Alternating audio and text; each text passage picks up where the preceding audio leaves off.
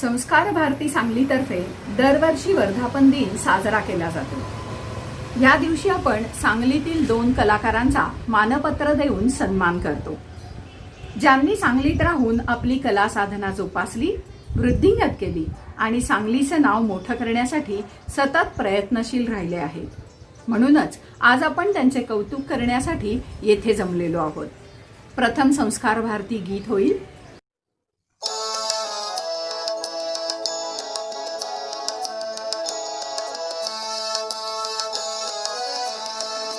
साधयति संस्कार भारती भारती नवजीवनं साधयति संस्कार भारती भारती नवजीवनं प्रणवमूलं प्रगतिशीलं प्रखरराष्ट्रविवर्धकं शिवं सत्यं सुन्दरम् अभिनवं संस्करणोद्यमं साधयति संस्कार भारती भारती नवजीवनम्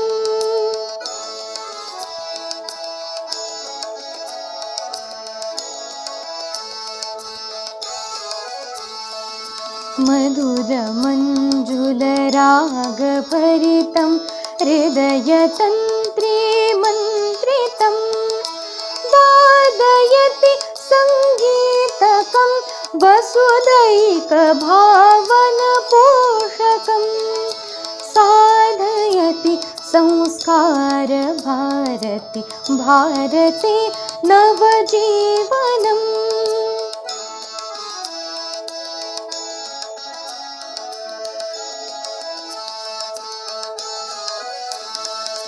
दलित रसमयलास्यलीला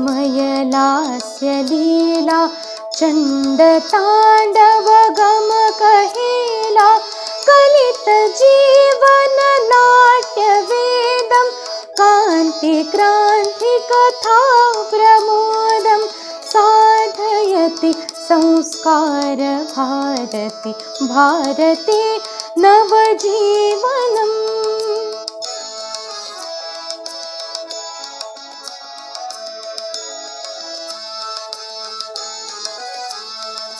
चतुष्षष्ठिकलान्वितं परमेष्ठिना परिवर्तितं विश्वचक्र भ्रमणरूपं शाश्वतं श्रुतिसंगतं साधयति संस्कार भारती भारती नवजीवनम्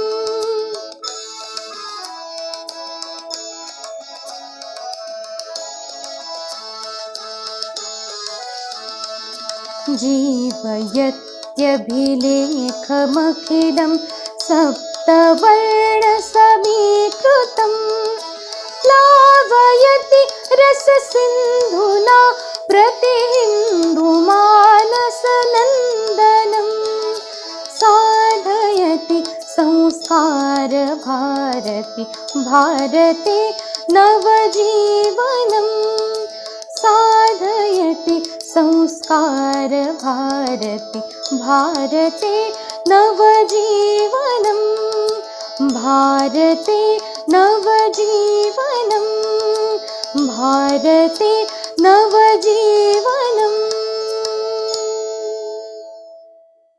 धन्यवाद। सर्व गायकांचे धन्यवाद। यानंतर कोल्हापूर विभाग प्रमुख श्री अमित मराठे आणि संस्कार भारती सांगलीचे अध्यक्ष श्री वाधव वैशंपायर यांना विनंती करते की त्यांनी दीप प्रज्वलन आणि नटराज पूजन करावं।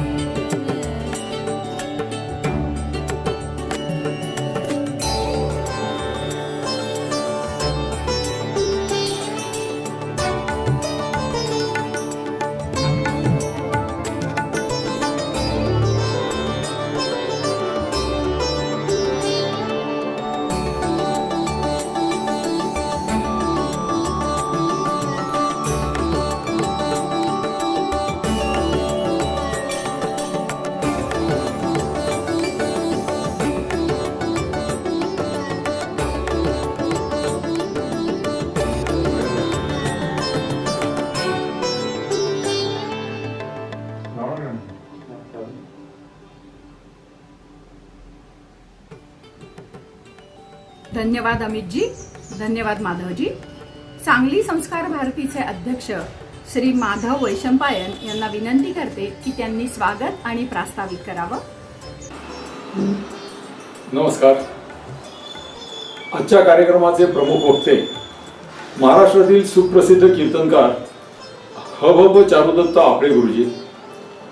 आजच्या कार्यक्रमात दिल्या जाणाऱ्या पुरस्कारांचे मानकरी श्री केदार सांभारे, श्री अभिषेक तेलन, संस्कार भारतीचे सर्व पदाधिकारी, हितचिंतक आणि या कार्यक्रमासाठी ऑनलाईन उपस्थित असलेले आपण सर्व रसिक, आपणा सर्वांचं मी सांगली समितीच्या वतीने अध्यक्ष या नात्याने आपणा सर्वांना अभिवादन करून आपलं स्वागत करतो.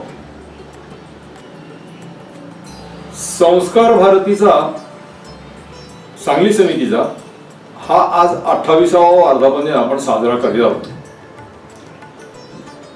कविवर्य माधव जुलियन यांनी त्यांच्या एका कवितेत म्हटलेलं आहे, कायदा पाळा गतीचा काळ मागे लागला, थांबला तो संपला. दरवर्षी आपण प्रत्यक्ष जमून मान्यवरांच्या उपस्थितीत त्यांच्या हस्ते पुरस्कार प्रदान करून हा वर्धापन दिन साजरा करत असतो. पण यंदाच्या या एका विचित्र साथीच्या रोग परिस्थितीत ऑनलाईन पद्धतीने आपण सगळे कार्यक्रम सादर करीत आहोत. कारण थांबला तो संपला. आता आपण दरवर्षी कोणते कोणते कार्यक्रम सादर करतो आपल्याला माहिती आहे की संस्कार भारती ही नवोदित कलाकारांची एक संघटना, अखिल भारतीय संघटना आहे. आपण इथे नवोदित कलाकारांना व्यासपीठ मिळवून देतो, त्यांना प्रथितयश कलाकारांचं मार्गदर्शन मिळवून देतो आणि ह्यातून त्यांची कला वृद्धिंगत करतो. आणि हे सगळं करत असताना आपला हेतू राष्ट्रहित, कलाकारांच्या माध्यमातून राष्ट्रहित जपणं हा आपला एक मूळ हेतू असतो. या सर्व दृष्टीने आपण विविध कार्यक्रम आयोजित करत असतो. दरवर्षी होणाऱ्या कार्यक्रमांमध्ये गुढीपाडवा म्हणजे आपल्या नवीन वर्षाचं स्वागत, गुरुपौर्णिमा, श्रीकृष्ण जन्माष्टमी, संस्थेचा वर्धापन दिन, परिवार मेळावा, भारत माता पूजन आणि भरत मुनी जयंती हे नियमित सगळे कार्यक्रम होतच असतात. त्याशिवाय आपण वेगळी शिबिरं आयोजित करतो. त्याच्यामध्ये चित्रकलेचं शिबिर असतं, रांगोळीचं शिबिर असतं, नाट्यवर्ग विविध घेतले जातात. अशा सर्व कार्यक्रमातून आपण आपल्या कलाकारांना त्यांची कला वृद्धिंगत होण्यासाठी मदत करत असतो. आपल्या नाट्यवर्गाप्रमाणेच आपण एक नियमित असा सॅटर्डे थिएटर या नावाने एक नाविन्यपूर्ण असा उपक्रम 2016 पासून सुरू केलेला आहे. या सॅटर्डे थिएटरच्या माध्यमातून बरेच विद्यार्थी आणि त्यांचे पालक हे आपल्याशी जोडले गेलेले आहेत. मला कौतुकाने सांगावं असं वाटतं की हे सगळे जे विद्यार्थी आपल्याशी जोडले गेलेले आहेत ते महाराष्ट्र राज्य बालनाट्य स्पर्धेमध्ये श्री उदय गोडबोले यांच्या मार्गदर्शनाखाली अतिशय चांगल्या प्रकारे यश संपादन करीत आहेत. गेली 4 वर्ष सतत चांगली बक्षिसं मिळवून आणतात. हे सगळे कार्यक्रम आपण दरवर्षी प्रत्यक्ष जमून करत असतो. पण सध्याच्या काळात आपल्याला तसे जमून हे कार्यक्रम सादर करता येणं शक्य नाही आहे. पण तरी आपण न थांबता ते ऑनलाईन पद्धतीने सगळे सादर करत आहोत. चित्रकला विद्येसाठी आपण आत्ताच एक डुडल आर्टचा वर्ग आणि एक स्पर्धा आयोजित केली होती. साहित्य विधेतर्फे लॉकडाऊन काळामध्ये मी वाचलेलं पुस्तक असा एक रसिकांनी वाचलेल्या पुस्तकाच्या रसास्वादाचा एक कार्यक्रम आयोजित केला होता. गुरुपौर्णिमेचा कार्यक्रम आपण विविध कलागुरूंच्या घरी जाऊन त्यांच्या पूजनाने साजरा केला. श्रीकृष्ण जन्माष्टमी निमित्त शालेय विद्यार्थ्यांसाठी श्रीकृष्णाच्या जीवनातील गोष्टी सांगण्याच्या एक स्पर्धा आयोजित केली होती. संगीत विभागातर्फे विविध गटांमध्ये अशी संगीत स्पर्धा आयोजित केली. भूअलंकरण म्हणजे एक रांगोळी विभागातर्फे एक रांगोळी स्पर्धा आयोजित केली गेली. आणि या सगळ्या स्पर्धा आपण ऑनलाईन पद्धतीनेच घेतलेल्या होत्या. या स्पर्धकांचा अतिशय चांगला प्रतिसाद लाभला होता. जवळजवळ 250 कलाकारांनी या स्पर्धांमध्ये भाग घेतला होता. आणि या सर्व कलाकारांना त्यांची प्रावीण्यपत्र आणि सहभाग प्रमाणपत्र ही सुद्धा आपण ऑनलाईन पद्धतीनेच त्यांना पोचवलेली आहेत. 2016 पासून आपण एक म्हणजे आपल्या सांगली समितीतर्फे पर्यावरणपूरक शाडू मातीचा गणपती बनवणं याच्या कार्यशाळा घेत आहोत. आणि त्या कार्यशाळांना प्रतिसाद सुद्धा खूप चांगला लाभलेला आहे. अगदी विटा, तासगाव, कोल्हापूर, बुधगाव, इकडे ईश्वरपूर ह्या ठिकाणांवरनं सुद्धा त्याला चांगला प्रतिसाद लाभला होता. या सध्याच्या सोशल डिस्टन्सिंगच्या काळामध्ये आपण ऑनलाईन कार्यशाळा ही यंदा आयोजित केली होती. आणि त्याच्यामध्ये परसुरे काका आणि तुषार पतंगे सर या दोघांच्या मार्गदर्शनाखाली अंदाजे एक 80 कलाकारांनी स्वहस्ते मूर्ती बनवल्या. आणि त्याच मूर्ती बऱ्याच जणांनी आपल्या घरी प्रतिष्ठापनेसाठी घेतलेल्या होत्या. आणि यातच आपल्या या उपक्रमाचं यश दिसून येतं. आज या वर्धापन दिनाच्या औचित्याने आपण 2 कलाकारांना पुरस्कार देऊन त्यांचा गौरव करणार आहोत. आणि त्याच्यानंतर प्रसिद्ध कीर्तनकार ह.भ.प. चारुदत्त आपले गुरुजी यांच्या व्याख्यानाने आपला हा वर्धापन दिन साजरा करणार आहोत. हे सर्व कार्यक्रम ऑनलाईन सुमेध जोशी यांच्या सहकार्याने या ऑनलाईन पद्धतीने होत आहेत. आणि या पुढे सुद्धा म्हणजे जर बंधनं शिथिल झाली असली तर प्रत्यक्ष जमून किंवा ऑनलाईन पद्धतीने आपण ह्या पुढचे पण कार्यक्रम घेतच राहणार आहोत. तेव्हा मी आपणा सर्वांना विनंती करतो की या पुढेही आपल्या संस्कार भरतीच्या सर्व कार्यक्रमांना आपण असाच उदंड प्रतिसाद द्यावा. आणि एक महत्वाची विनंती म्हणजे ज्यांनी अजून सभासदत्व घेतलं नसेल त्यांनी लवकरात लवकर सभासदत्व घ्यावं. त्यासाठी आपल्या माहितीतल्या कुठल्याही कार्यकर्त्याशी संपर्क करा आणि त्यांच्या मदतीने तुम्ही सभासदत्व घ्या. एवढी अशी विनंती करून मी आजचं प्रास्ताविक संपवतो आणि पुढील सूत्र कल्याणी गाडगीळ यांच्याकडे देतो. धन्यवाद. माधवजी, आजचे आपले पाहुणे सांगली संस्कार भारतीचे माजी अध्यक्ष माननीय श्री डॉक्टर प्रसाद केळकर यांचे कार्यक्रमामध्ये स्वागत. संस्कार भारतीच्या कार्यक्रमामधला एक अनुभव डॉक्टर आपल्याला सांगत आहेत. याच्या स्पर्धा सुरू होतात नाटकाच्या, त्यावेळेला सगळे कार्यकर्ते गुरु होतात आणि मग कार्यक्रम काय करायचा असं होतं. त्यावेळेला दिवाणांचा कार्यक्रम ठेवला आणि पेटीवादन आणि डेमॉन्स्ट्रेशन आणि लेक्चर असं त्यांचा कार्यक्रम ठेवला. आता लेक्चर हा काही त्यांचा स्वभाव नव्हता पण असा कार्यक्रम ठेवला. आणि त्यांना कुस्तींचे आम्ही बसलो होतो सगळे. आम्ही 6 जण जवळजवळ 1.5 तास आम्ही 7 जण होतो. आणि डेव्हलप क्लब मध्ये तो कार्यक्रम तासाभरानं सुरू केला, 1 तास उशिरा सुरू केला. पण सुरू केल्यानंतर ते संपताना जे हजर होते ते 35च्या 35 पेटी वाजवत. त्या कार्यक्रमाचं यश कशात होतं की ते जे त्या कार्यक्रमाला हजर होते हे 35च्या 35 जण पेटी वाजवत होते. आणि त्यामुळे तो कार्यक्रम छान झाला. म्हणजे जरी तो सुरुवात अशी असली तरी तो कार्यक्रम उत्तम झाला. धन्यवाद डॉक्टर.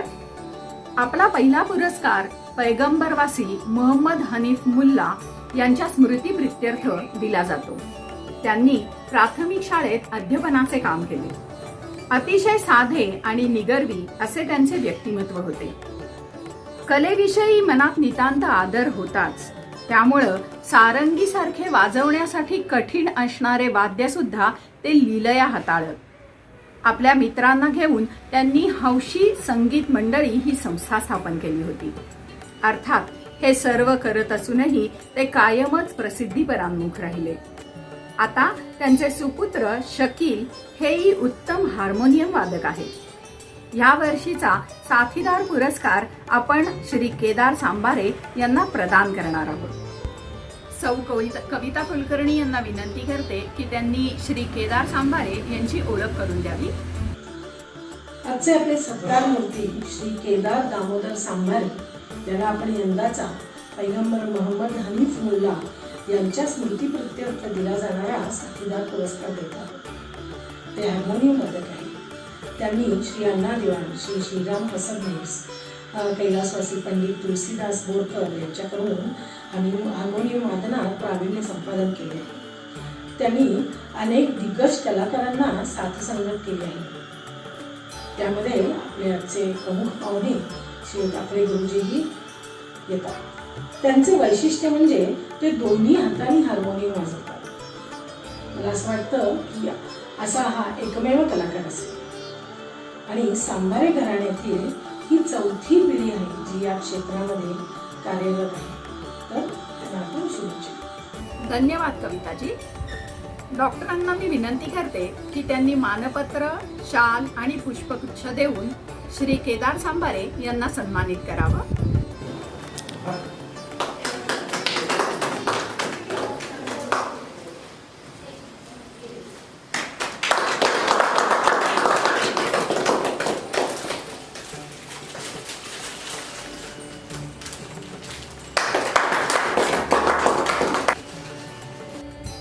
धन्यवाद डॉक्टर. अभिनंदन केदारजी. पुढील पुरस्कार गुरुवर्य पंडित केशव बुवा मटंगे स्मृतीप्रित्यर्थ आहे. त्यांचा जन्म 17 जून 1886 साली सातारा येथे झाला. वयाच्या 15व्या वर्षी ग्वालेर येथे जाऊन श्री वामन बुवा देशपांडे यांच्याकडे संगीताचे त्यांनी अध्ययन केले. उत्तम नैसर्गिक आवाजाला त्यांनी त्यांच्या मेहनतीनं एक प्रकारची धारच आणली. ध्रुपद धुमार हाही प्रकार त्यांना चांगला अवगत होता. 22 श्रुतींच्या हार्मोनियमच्या निर्मितीत तज्ज्ञ म्हणून त्यांचा मोलाचा वाटा होता. गायनाबरोबरच त्यांचे अनेक वाद्य वाजवण्यामध्ये कौशल्य होते. गायकापेक्षाही ते उत्तम शिक्षक असल्यामुळे त्यांचा शिष्य परिवार खूप मोठा होता. गाण्यातला सच्चेपणा जपणारे, प्रयोगशील आणि संगीत मार्तंड अशीच त्यांची ख्याती होती. नवोदित गायक पुरस्कार ह्या वर्षीचा श्री अभिषेक तेलंग यांना आपण प्रदान करणार आहोत.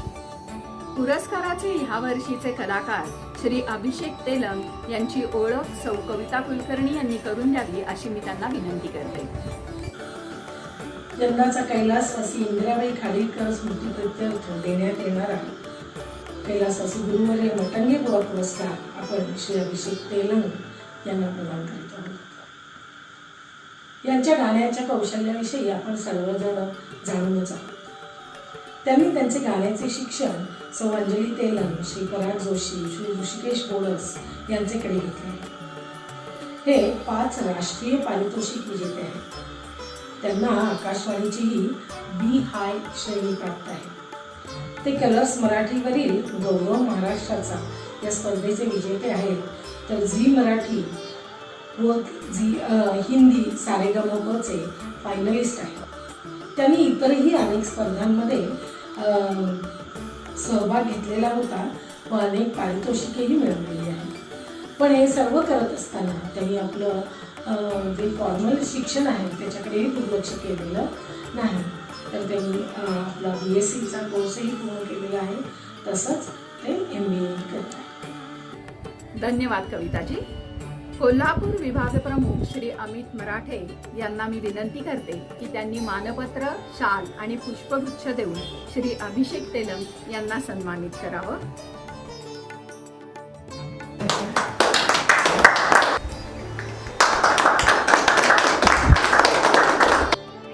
धन्यवाद अमितजी. अभिनंदन अभिषेक. श्री केदार सांभारे दोन्ही कलाकारांच्या वतीनं आपले मनोगत व्यक्त करतील. संस्कार भारती या संस्थेतर्फे डॉक्टर केळकर सर आणि कविता कुलकर्णी मॅडम यांनी माझी या पुरस्कारासाठी निवड केली. हा माझ्यासाठी खूप मोठा भाग्याचा दिवस आहे. खरं या कलेच्या उपासनेमध्ये आपण तेवढे योग्य आहोत नाही आहोत हे जे आहे ते सर्व गुरुजनांचं आहे.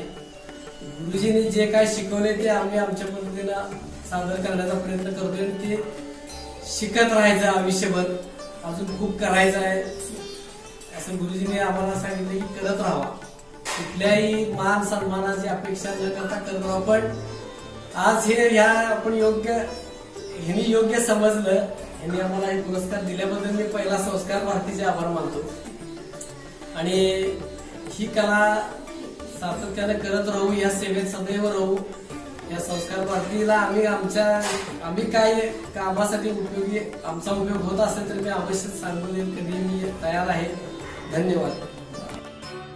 धन्यवाद केदारजी. ज्यांच्या व्याख्यानाची आणि कीर्तनाची महती देश विदेशात आहे असे ह.भ.प. चारुदत्त आफळे यांचे व्याख्यान लगेचच ऐकायला मिळणार आहे. सौ कविता कुलकर्णी यांनी आजचे प्रमुख पाहुणे माननीय श्री चारुदत्त आफळे गुरुजी यांची ओळख करून द्यावी अशी मी त्यांना विनंती करते. नमस्कार. आजच्या आपल्या वर्धापन दिनाच्या कार्यक्रमामध्ये आपले आजचे प्रमुख पाहुणे श्री आफळे गुरुजी यांची औपचारिक ओळख करून देण्यासाठी मी तुमच्याकडे उभी आहे. त्यांचे पूर्ण नाव श्री चारुदत्त गोविंद स्वामी आफळे असं आहे. त्यांनी आपलं BA शिक्षण मराठी हा विषय घेऊन केलं आणि MA शिक्षण त्यांनी शास्त्रीय संगीतामध्ये केलं आहे. त्यांचं कीर्तनाचं शिक्षण आईवडिलांकडे झालं. आफळे घराण्यात कीर्तन परंपरा 400 वर्षांपासूनची आहे. 1988 ते 2016 या कालावधीत अंदाजे 5000च्या वर त्यांचे कीर्तन प्रवचनाचे कार्यक्रम झाले. भारतातील सर्व प्रांतात तसेच America, Canada, Australia, Kuwait, Dubai, Sri Lanka अशा विदेशातही त्यांनी कीर्तने सादर केली आहेत. कीर्तनाबरोबरच मराठी संगीत नाटकांमधूनही प्रमुख गायक नटाच्या भूमिका त्यांनी केल्या आहेत. संगीत शाकुंतल, सौभद्र, खट्याळ काळजा भोसले इत्यादी नाटकांमध्ये आजही ते भूमिका करतात. नाट्यसंगीत आणि अभंगवाणीचे कार्यक्रमही ते सादर करतात.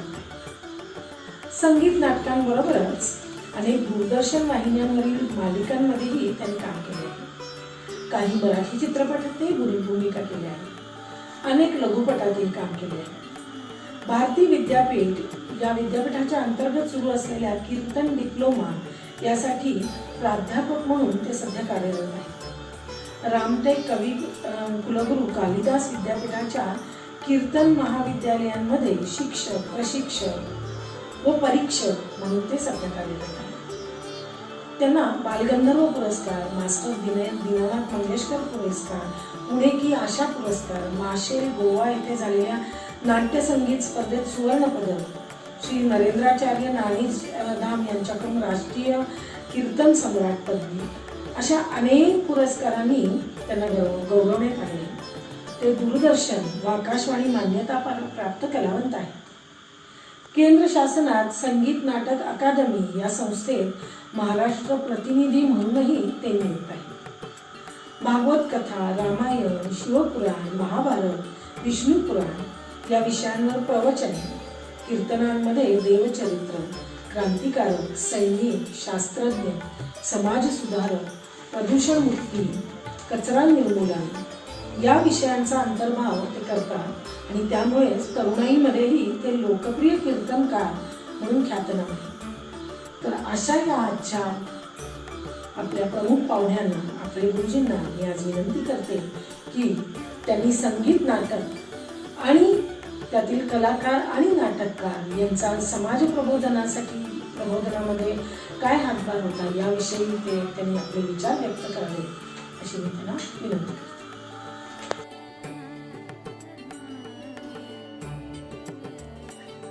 गुरुर्ब्रह्मा गुरुर्विष्णुः गुरुर्देवो महेश्वरः गुरुः साक्षात् परब्रह्म तस्मै श्री गुरवे नमः। मूकं करोति वाचालं पङ्गुं लङ्घयते गिरिं यत्कृपात्तमहं वन्दे परमानन्दमाधवम्। सद्गुरुनाथ महाराज की जय। पुंडलीक वरदा हरिविठ्ठल श्री ज्ञानदेव तुकाराम पंढरीनाथ महाराज की जय। जय जय रघुवीर समर्थ। नमस्कार। आज संस्कार भारती सांगली विभाग यांच्या वतीनं जे पुरस्कार दिले जातात, ज्यांना ज्यांना सन्मानपत्र मिळतं, अशा कलावंतांचा गुणगौरव करण्यासाठी आणि आपल्या सांगली शाखेचा वाढदिवसही साजरा करण्यासाठी आपण सगळेच प्रतिवर्षी एकत्र जमत असतो.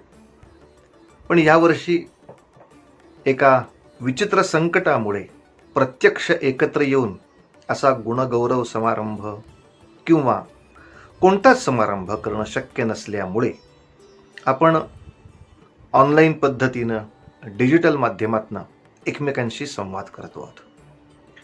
हरकत नाही. या सर्व कलावंतांचं तर मनापासून अभिनंदन आणि तपशीलवार त्यांच्याबद्दलचं नामनिर्देश मी नंतर करीनच. पण तरीही या समाजामधले आपण सगळेच कलावंत हे वेगवेगळ्या तऱ्हेनं या समाजाला श्रीमंत करण्याचा, समृद्ध करण्याचा, विचारांनी श्रीमंत करण्याचा असा अथक प्रयत्न नेहमीच करत असतो. मग हे कोणत्याही क्षेत्रातले कलाकार, म्हणजे अगदी रांगोळी काढणं याही क्षेत्रातल्या कलाकारांनी अनेक अशा प्रबोधनपर रांगोळ्या करून अनेक वेळेला समाजाचं प्रबोधन केलं आहे.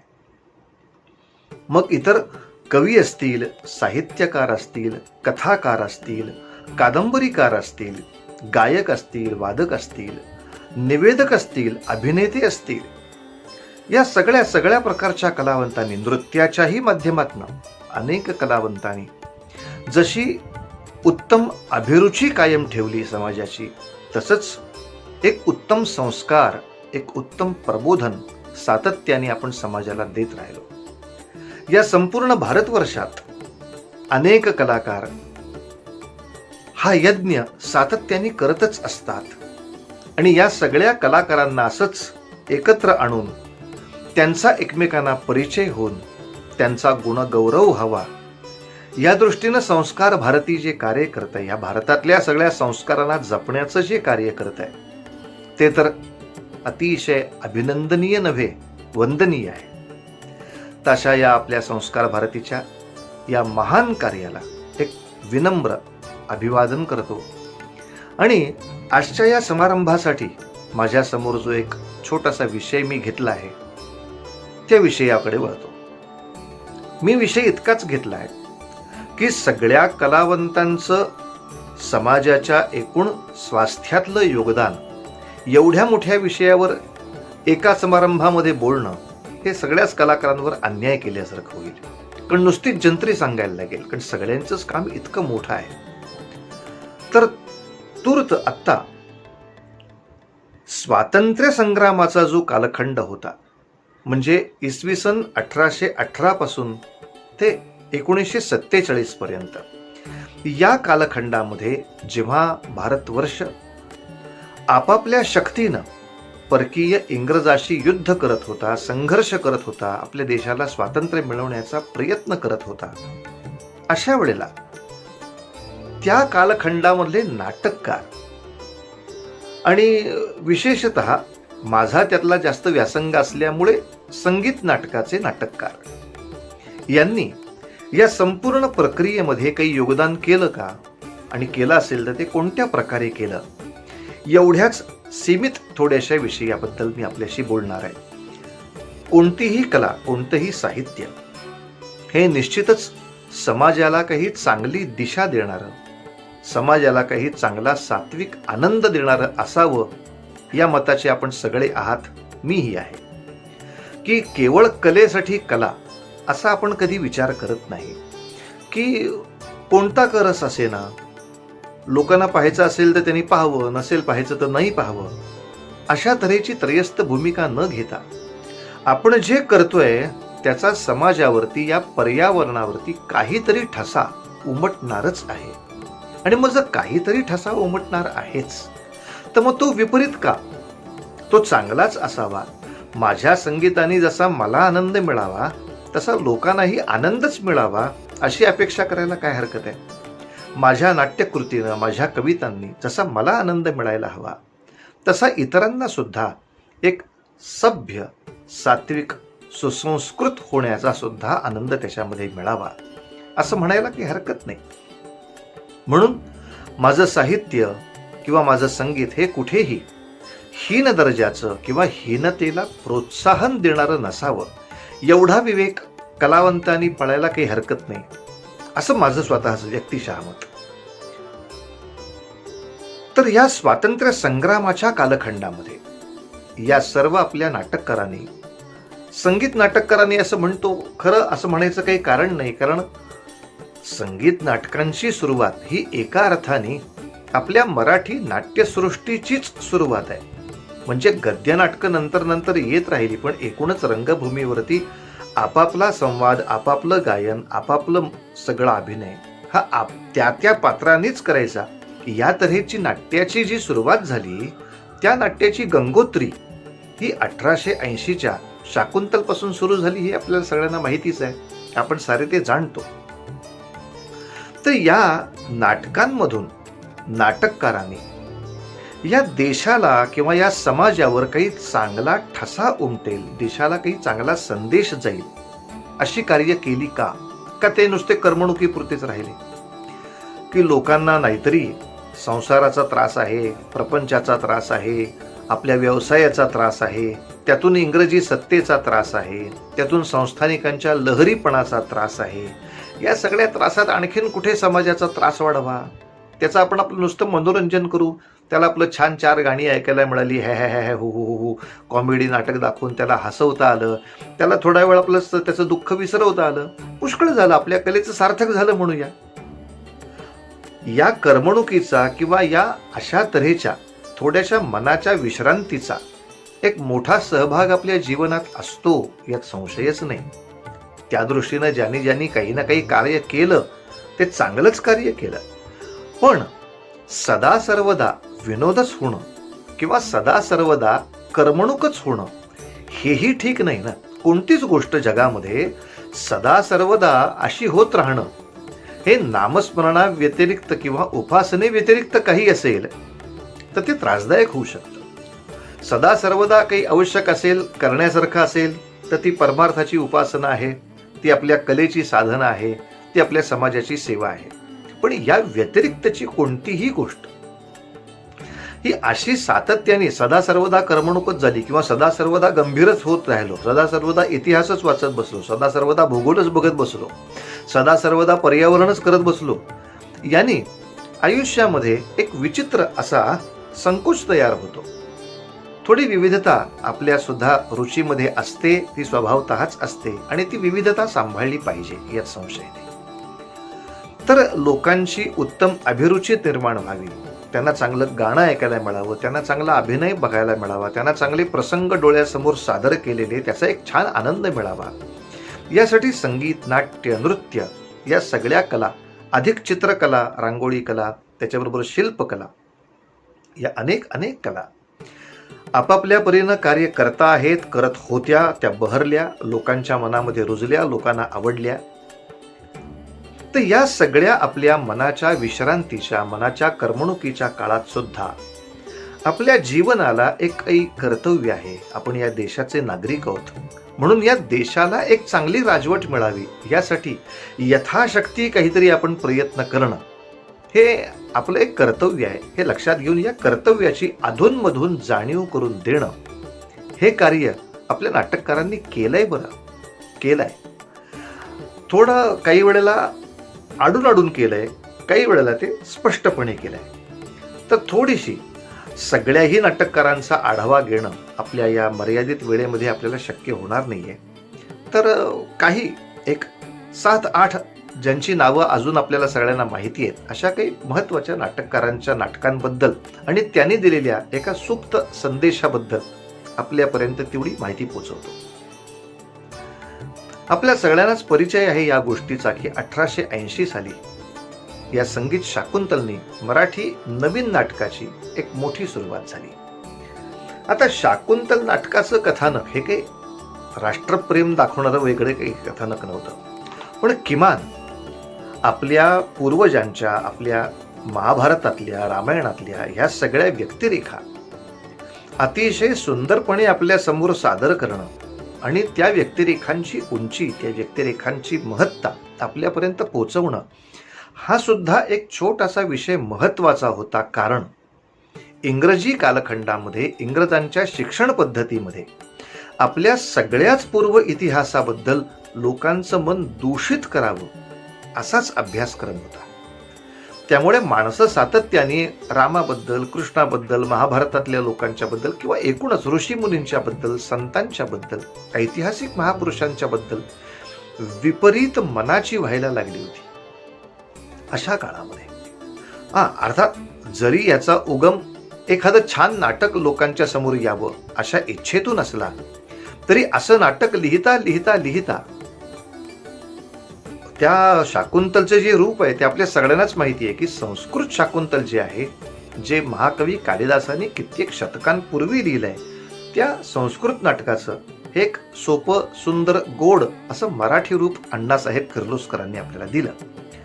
पण हे मराठी रूप करत असताना त्या कालखंडाचा विसर लेखकाला पडत नाहीये आणि म्हणून ती सगळी दुष्यंत शकुंतलेची एक छान गोड कथा ही सांगून झाल्यानंतर ज्याला नाटकाचं भरतवाक्य म्हणून म्हणतात, नाटकाचं शेवटचं गाणं.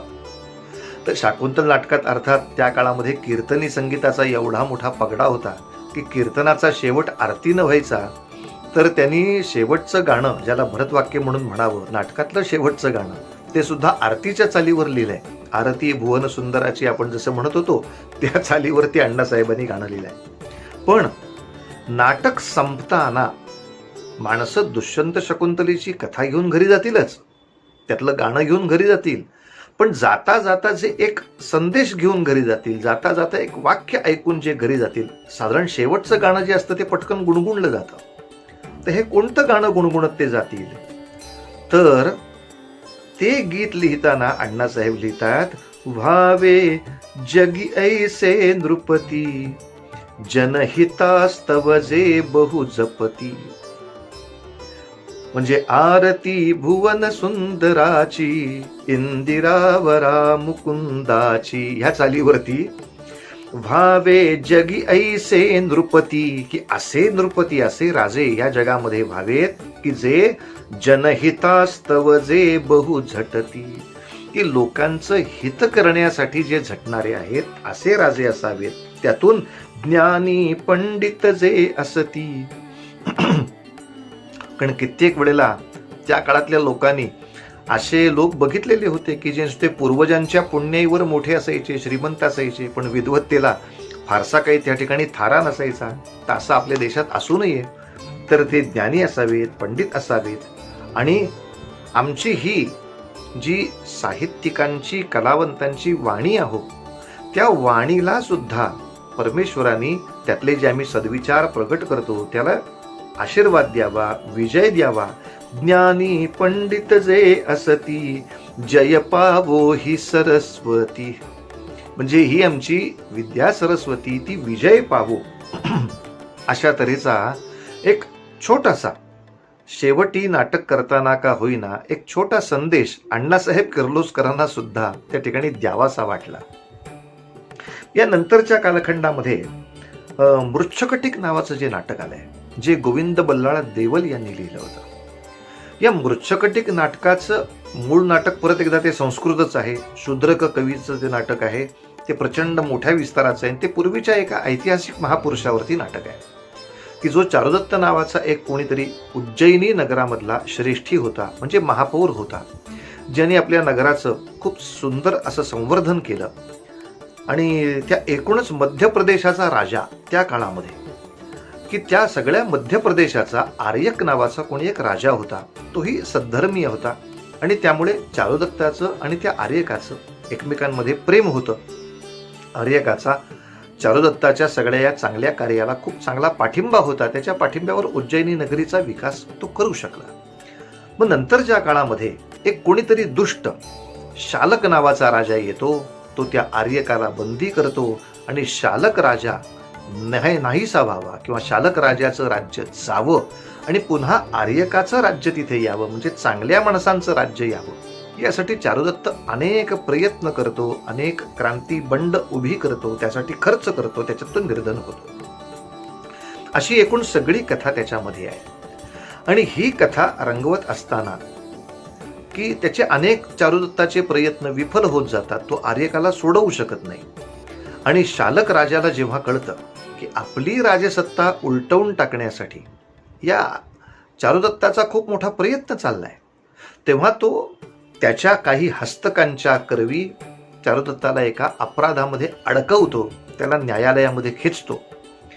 आणि चारुदत्त कितीही जरी सांगत असला की अहो मी काही अपराध केलेला नाही, मी चांगलं करायचा प्रयत्न केला, पण हे आता न्यायालय ऐकायला तयार नसतं. कारण ते न्यायालय आता पातकी असलेल्या राजाच्या अखत्यारीत गेलेलं असतं. तर पातकी राजाची ज्याच्यावर दहशत आहे अशा न्यायालयामध्ये सज्जन माणसं गेल्यावर काय होणार? तर हे चित्र उभं करताना मला सांगा, त्या काळामध्ये अनेक देशप्रेमी लोकांवरती जे परकीय हे इंग्रज खटले भरत होते, त्यांना कोर्टामध्ये खेचत होते आणि न्यायदानाच्या नावाखाली जे अन्याय चालले होते ते लोकांनी बघितले नसतील का? त्यांना हे नाटक पाहत असताना त्याची आठवण होत नसेल का? त्या देशप्रेमींच्या आठवणीनं मग त्यांच्या मनामध्ये विव्हळता निर्माण होत नसेल का? आणि अशा देशप्रेमीला किंवा त्याच्या कुटुंबियांना अशा संकट प्रसंगी आपण साह्य केलं पाहिजे अशी इच्छा लोकांच्या मनामध्ये निर्माण होत नाही का? हा चांगला ठसा लोकांच्या मनामध्ये निर्माण करणं, यासाठी काही नाटकांनी आणि काही नाटककारांनी थोडा प्रयत्न करायला हवाच नव्हे का? की गोविंद बल्लाळ देवलांचं संशय कल्लोळ जर म्हणाल तर ते पूर्ण आपल्या मनाला फक्त आनंदासाठी आनंद, कलेसाठी कला, नाटकासाठी नाटक आणि मस्त तो कॉमेडी तुम्हाला खूप छान हसवून मनाची करमणूक करणार आहे. संशय कल्लोळ नाटकाला कुठेही देवलांनी हा त्रास दिलेला नाही. पण जिथे ज्या ठिकाणी एक राजवट आली आहे आणि ती राजवट उलटवणं आवश्यक आहे, अशा तऱ्हेचा विषयच जर एखाद्या मागच्या नाटकाच्या कलाकृतीत मिळाला तर तो आधार घेऊन मी हे लोकांचं प्रबोधन का करू नये, हा विचार डोक्यामध्ये घेऊन गोविंद बल्लाळ देवलांनी एक पद्यरचना अशी केली आहे की त्या चारुदत्ताचा मित्र त्याला विचारतो की अरे तू निर्दोष आहेस, हे तू न्यायाधीशाला का सांगत नाहीयेस? तेव्हा त्याला उत्तर देताना चारुदत्त असं म्हणतो, जेथ मित्रा तत्वार्थ पहायाला, शक्ती नसते भूपाल लोचनाला. भूपाल म्हणजे हे जे आता राजे आहेत आमचे सत्तेवर बसले आहेत, यांच्या लोचनाला, या भूपालांच्या लोचनाला म्हणजे राजाच्या डोळ्यांना जेव्हा सत्य बघण्याची शक्ती नसते, सत्य काय आहे ते बघण्याचं त्यांच्यामध्ये सामर्थ्य नसतं, अशा वेळेला आपण कितीही बडबड केली तरी काय उपयोग आहे रे? तिथे वक्त्याला दैन्य रोकड येते. अशा ठिकाणी कितीही चांगला वक्ता असला तरी त्याला दैन्यापलीकडे काहीच मिळणार नाही. एक त्याच्या वाट्याला दैन्य तरी येतं, समज अथवा बहुनिंद्य मरण येते. अशा दुष्ट शक्तींच्या हातात जर न्यायालय गेली तर चांगल्या देशप्रेमी लोकांना निंद्य असं मरण प्राप्त होत असतं बाबा रे. दुसरं काय सांगू तुला. तर तसंच देवलांचं आणखीन एक नाटक खूप गाजलंय, शारदा नाटक, की त्या काळामधला जो विषय चालला होता, समाज सुधारणेची सुद्धा एक मोठी चळवळ त्या काळामध्ये चालली होती. आपल्या सद्धर्माचं राष्ट्र वाचलं पाहिजे हे बरोबर आहे, पण तो धर्म हा सद्धर्म राहिला पाहिजे. धर्माच्या नावाखाली कोणी असं विपरीत वागत असतील, जर चुकीचं वागत असतील तर ते खोडलं गेलं पाहिजे, यात संशयच नव्हता. पण अनेकांचा प्रयत्न असा चालला होता की इंग्रजांचा आधार घेऊन आपण आपल्या धर्मातल्या सुधारणा करूया. आणि बऱ्याच लोकांचा विचार असा होता की राजकीय क्षेत्रामधलं आपलं स्वामित्व संपलंच आहे, तर आता किमान धार्मिक क्षेत्रात तरी आपलं स्वामित्व आहे, ते आपल्या स्वामित्वाने आपण आपल्या धर्माचा फरक करूया ना. इंग्रजाला दुसऱ्याला वापरून त्याला हे सगळे अधिकार दिले, तर मग हे शिल्लक राहिलेत, हेही सगळे अधिकार तुमच्या आमच्या हातात न गेले. आता आम्ही काय धर्म पाळायचा तो इंग्रजांनी आम्हाला शिकवायचा. त्यामुळं सगळ्याच गोष्टी परक्याच्याच ओंजळीतनं आपण प्याव्यात, अशी अवस्था निर्माण झाली. याला विरोध करणारी जी गोष्ट होती, याच्यामध्ये शारदा नाटकात मुळात पूर्वीच्या काळी आपल्यामध्ये जो एक विपरीत असा लोक रूढीचा प्रकार होता की जरठकुमारी विवाह, म्हणजे पुरुषांनी आपली पहिली पत्नी गेली की दुसरी करावी, दुसरी पत्नी समजा वारली तर तिसरी करावी, तिसरी पत्नी वारली तर चौथी करावी. अगदी वृद्धापकाळ आला तरी सुद्धा पाचवी पत्नी केली तरी हरकत नाही, पण स्त्रीनं मात्र एकदा वैधव्य प्राप्त झालं की तिनं परत लग्न करायचं नाही. आणि आता म्हातारपण आलेल्या अशा कुठल्या तरी वराला जर बायको हवी असेल तर पूर्वीच्या काळी 10-12 वर्षाच्या आतच सगळ्यांचे लग्न होऊन जात असत. तेव्हा नवरा 80 वर्षाचा आणि आता त्याला नवीन 5वी येणारी बायको ती 12-14 वर्षाची, तिच्या आयुष्याचं काय बरं. तो एकदा म्हातारा 80 वर्षाचा संपला की ही बिचारी वयवर्ष 14 ते तिच्या वयवर्ष 84 पर्यंत एक विधवा म्हणून अपमानित जीवन जगणार. धर्माच्या नावाखाली हा केवढा मोठा अधर्म आहे. हा अधर्म थांबवला पाहिजे. यासाठी या नाटकात देवलांनी एक फार चांगली गोष्ट अशी केली की हा अधर्म थांबवण्यासाठी शंकराचार्यांचाच एक शिष्य कार्यरत आहे असं दाखवलं की ज्यायोगे या सगळ्या आपल्या आचार्य पीठांना सुद्धा एक अशी बुद्धी निर्माण व्हावी, अशी एक स्फूर्ती निर्माण व्हावी की अरे हे आपण काम केलं पाहिजे. गावागावामध्ये आपला मठ असला पाहिजे, गावागावामध्ये आपले शिष्य असले पाहिजेत. गावागावामधले आपले शिष्य हे फक्त कर्मकांड कुठल्या तरी पूजा एवढ्यापुरते मर्यादित नसून त्या त्या समाजामध्ये चाललेल्या दुष्ट रूढींना संपवण्यासाठी आपले सर्व शिष्य कार्यरत पाहिजेत. असा तो शंकराचार्यांचा शिष्य दाखवलाय. आणि नंतर तो जेव्हा विजयी होतो त्या वृद्ध कोण नवरा असेल त्याच्या सगळ्या कुटील डावांना तो उद्ध्वस्त करतो, तेव्हा शंकराचार्य स्वतः येऊन त्याला आशीर्वाद देतात. असं मुद्दाम चित्र त्या नाटकामध्ये त्यांनी उभं केलं की ज्यायोगे आचार्य पीठाचा याला आशीर्वाद हा लोकांना दिसायला हवा, हा कळायला हवा. पण या नाटकामध्ये सुद्धा काही गीतं अशी आली आहेत की ज्यामध्ये या परकीय राजसत्तेविरुद्धचा एक राग पटकन आपोआप छान व्यक्त होतो. पहा की तो जो नायक आहे, कोदंड नावाचा नायक आहे, तो शंकराचार्यांचा शिष्य आहे आणि त्याच्याबरोबर त्याचा एक सहकारी आहे, तो पण आचार्यांच्या शिष्य परंपरेतलाच आहे. तो सहकारी जो आहे तो त्या कोदंडाला जेव्हा विचारतो की अरे अशा दुष्ट रूढी ह्या आपल्यासारख्याच लोकांनी म्हणजे सद्धर्माचं जे वाचन करतात, धर्मग्रंथाचं वाचन करतात, कर्मकांड बरीचशी पाळतात, उपासना करतात, ह्याच लोकांनी ह्या सगळ्या दुष्ट रूढी सांभाळाव्यात. काय रे हे भयानक. अशा वेळेला त्याला उत्तर देताना कोदंडाच्या तोंडी गीत असं आहे, अरे बाबा आपल्या सुधारणा व्हाव्यात याच्यासाठी राजाकडून आपल्याला अपेक्षाच नाही. कारण का अन्य धर्मी भूपाल आर्यभूचा स्वच्छ शब्द आले देवलांचे की आर्यभूचा या भारताचा जो आता भूपाल राजा आहे तो दुसऱ्या धर्माचा चालला आहे. त्यामुळे तो आपल्या धर्माचं काहीही भलं करायला बसलेला नाही. तो जे भलं करण्याचं नाटक दाखवतोय ते आपल्याला भुलवण्यासाठी आहे. त्याचं महात्म्य, त्याचा पाय या देशामध्ये दृढ करण्यासाठी त्याचे हे उपद्व्याप आहेत. अन्य धर्मी भूपाल आर्यभूचा, आर्य धर्मा अनुकूल नसा याचा. तो फारसा आपल्याला अनुकूल असणार नाही, तो नाटक दाखवेल पण खरं मनापासून काही करणार नाही. पण ज्याने मनापासून केलं पाहिजे ते तरी काय करतायत. म्हणजे आपल्या समाज सुधारणांच्यासाठी पुढाकार ज्यांनी घेतला पाहिजे अशी अनेक धर्मपीठं जी आहेत, ती धर्मपीठं जेव्हा शांत बसतात त्याच्यावरचा सुद्धा एक सूक्ष्म राग देवलांनी असा व्यक्त केला या गीतामध्ये. धर्मगुरु ते निस्सत्व दंडधारी की मी या मठाचा आचार्य आहे, मी या मठाचा आचार्य आहे, मी या मठाचा आचार्य आहे, असे फक्त हे दंडधारी बसलेत. हे निस्सत्व झालेत. आपले फक्त काही प्रमाणातले शिष्य परिवार सांभाळण्यापलीकडे ते समाजाला काही सांभाळायला बसलेले नाहीत. या समाजातल्या दुष्ट रूढी थांबल्या पाहिजेत. हा धर्म सद्धर्म झाला पाहिजे. धर्माच्या किंवा उपासनेच्या नावाखाली कोणी चुकीचं वागत असेल तर आपण तिथे जाऊन थांबवलं पाहिजे. याची काही अंगामध्ये इच्छा स्फूर्ती काहीच नाही.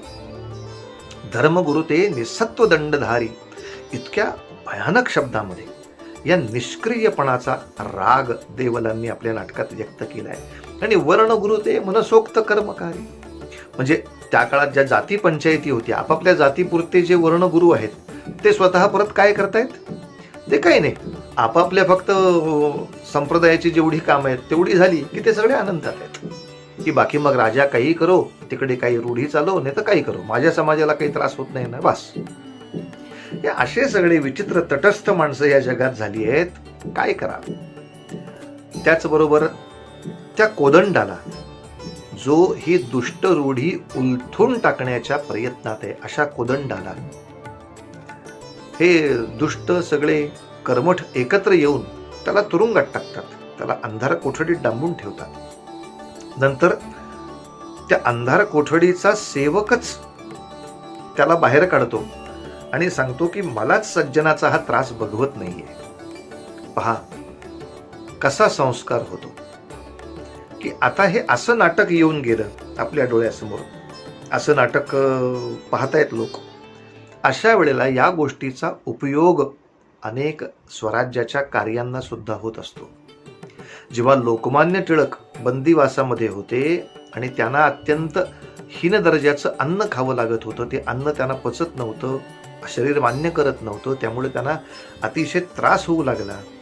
तेव्हा त्या तुरुंगाच्या द्वारपालांनी त्यांना उत्तम सहाय्य केलं आणि त्यांना योग्य अन्न पुरवण्याचा प्रयत्न केला. नंतरच्या काळात जेव्हा टिळक सुटले तेव्हा त्यांनी त्या द्वारपालांनी जाऊन त्यांचं दर्शन जेव्हा घेतलं, हा यवन द्वारपाल, हा मुस्लिम द्वारपाल होता, पण त्याला सुद्धा इतका त्रास झाला की जो समाजाचं भलं करतोय, प्लेगच्या काळामध्ये ज्यांनी समाजाची एवढी मोठी सेवा केली आहे, गणेश उत्सव असो, शिव उत्सव असो, या उत्सवातून जे छान सांस्कृतिक वातावरण ज्या माणसांनी निर्माण केलंय, अशा माणसाचे हाल होणं, भले मी त्या राजाचा सेवक असेल पण अशा देशभक्ताला मी माझ्या यथाशक्ती मदत केली पाहिजे.